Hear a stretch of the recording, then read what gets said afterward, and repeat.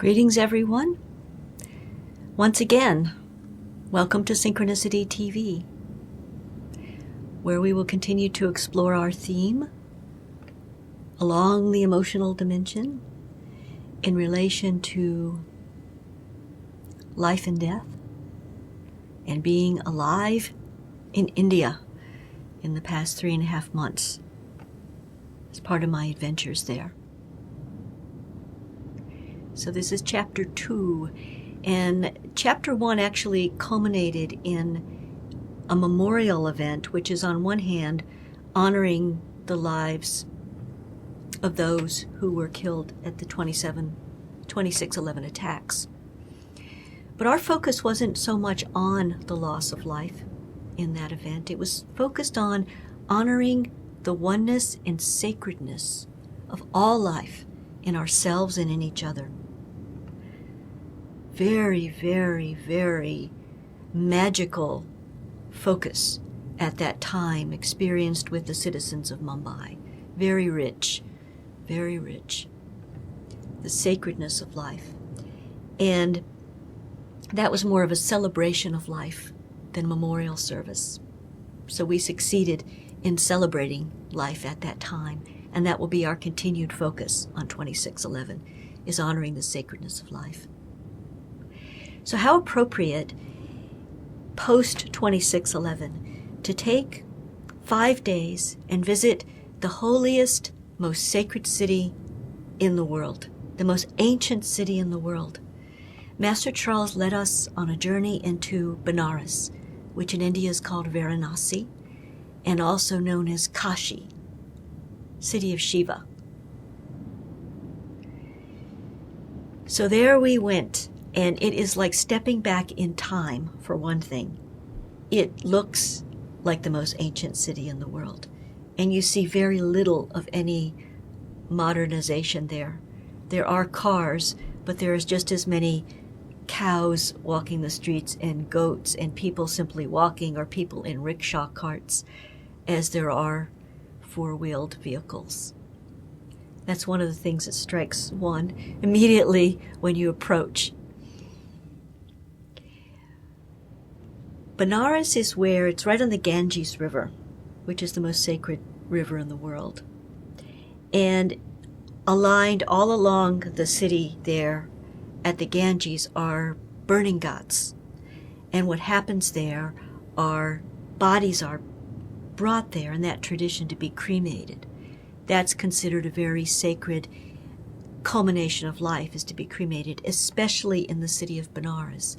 Because it is said that if you're cremated in the city of Benares, if you die in the city of Benares, Shiva will come to you and whisper the mantra of liberation in your ear.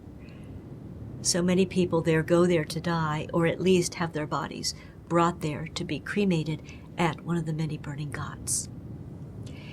So we had the great honor of staying at an ashram right at one of the most famous burning ghats. An ashram where a 98-year-old guru lived. But I'm going to stick to our theme of life and death. So what I want to focus on is what was going on all day and night there, and how that shifted my experience completely of life and death.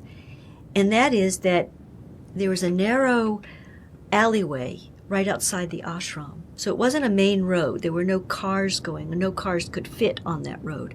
Only people could walk. And there were just as many cows and monkeys and goats along. They're part of the citizens of Benares as well. So that's one of the first things you notice, is you walk in, there's a cow, there's a goat, monkeys walking around. So you got to be careful where you walk because they're animals. And so watch the ground, and that's something you must be very, very wakeful there in Benares for that reason. Always watch where you're stepping. And so every couple of hours, because directly in front of the ashram was an alley that led right to the burning ghat. So the bodies are carried on stretchers. They're wrapped in brightly colored fabric, and different colors signify different things, whether it's going to be orange or white or gold or silver with flowers all around. And they're followed by family members and sometimes a cow will lead or follow, and drums will be beating and chanting will be going on. Often a chant that I heard was Ram, Ram, Sitya, very fast, very exuberant, very loud. It was not the somber funeral procession that we have here in the United States. It was nothing like that. It was this noisy, because along with there'd be drums and chanting and maybe other instruments and singing and flowers being thrown around. And then you notice that at the same time that bodies are burning and bodies are being carried through this procession and the chants are going on, kites are flying, little homemade kites, and they're all up in the air. So at any time of the day when you look up, there's always kites flying all at the same time. And there's so many bodies that are burned there. There are about, they told us that this burning got about 50, 60 per day. So you could imagine every couple of hours they're being brought by. So no matter what you're doing there at the ashram, whether you're simply having a meal, whether you've just gotten up, whether you've just gone to bed, whether you've just come out to take a look at the river, bodies are being going by. Chants of drumming. So it really shifted my perception about a funeral and death and what all of that was, because here in Benares, there was no mourning that I could see going on. It was total celebration. And it was this beautiful sacred offering of the form that held that body for this lifetime. This was the form that contained that life. And that life has moved on. And that body is left behind. So what do? They anoint it. They wrap it up like a gift. And they set it on fire. And that smoke goes to the heavens.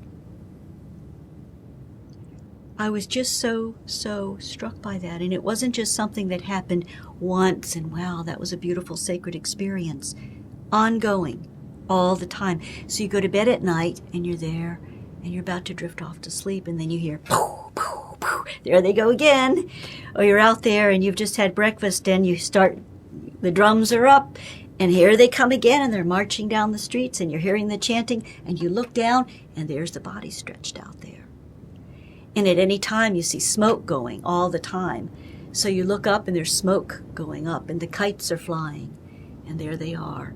And what an extraordinary way to view the cycle of life and death. And the main thing that struck me is that there is no death.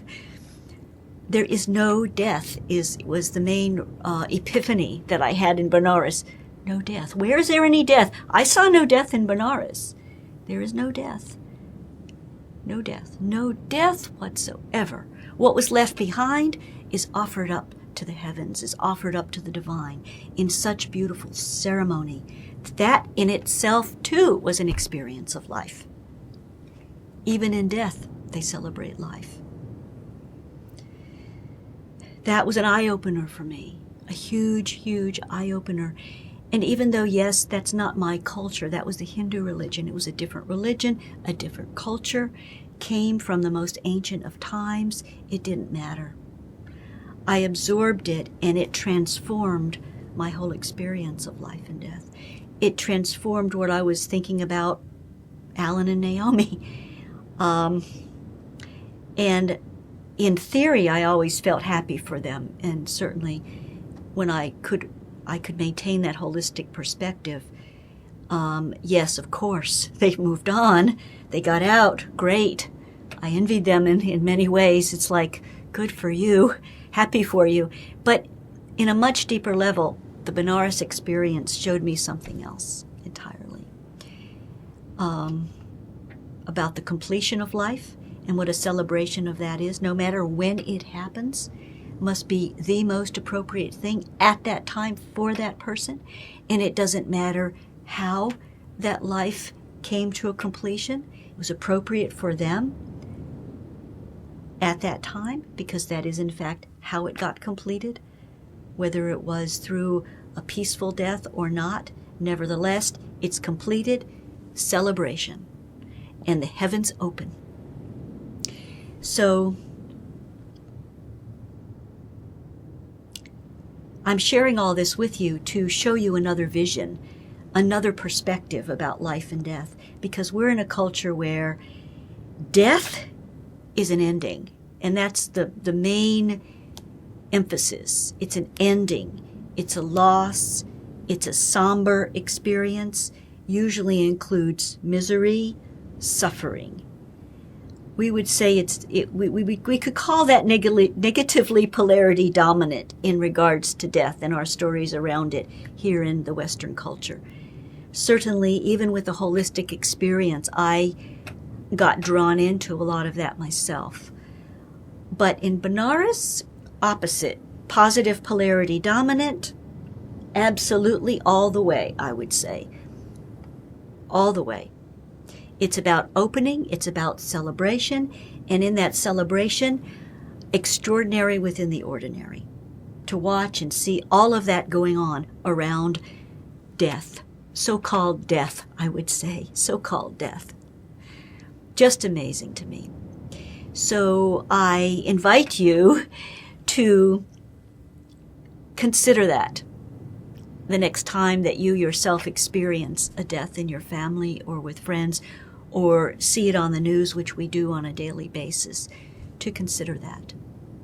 To consider that there is in fact no death. There is only life. How are we going to experience that life? How are we going to live that life? How are we going to celebrate that life? How are we going to love that life in any moment? That's the question. That's our choice. So, given that that's a choice, let us join together to celebrate that glorious, divine life where we find ourselves right here and right now in this moment. And in this moment, I am so, so grateful to be here with you, to share this experience with you. It is just perfect as it is.